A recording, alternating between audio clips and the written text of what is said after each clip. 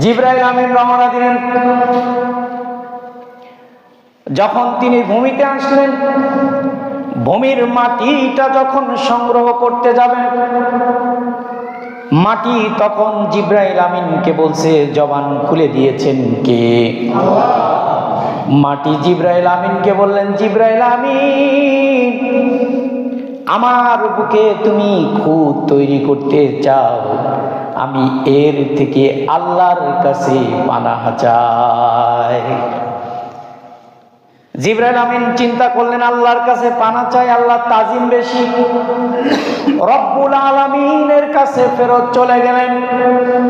আল্লাহ রব্বুল আলামিন জিবরাইল আমিনকে বললেন, জিবরাইল, তোমারে আমার জমিনে মাটি সংগ্রহ করার জন্য পাঠালাম, তুমি ফিরে আসলে কেন?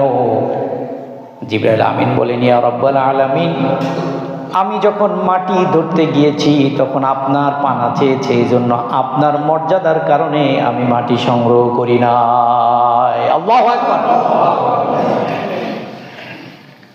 হযরতে মিকাইলকে পাঠালেন।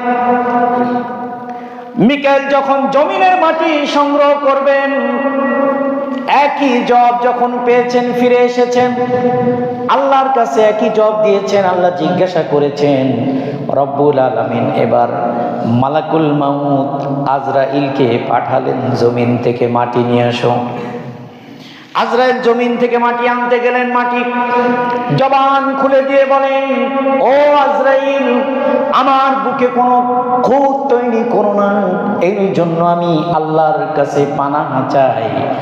মালাকুল মাউত আজরাইল বলেন, তুমি আল্লাহর কাছে পানাহ চেয়েছো মানলাম, কিন্তু আল্লাহ তো আমারে অর্ডার করেছে, অর্ডার মানাও তো ফরজ।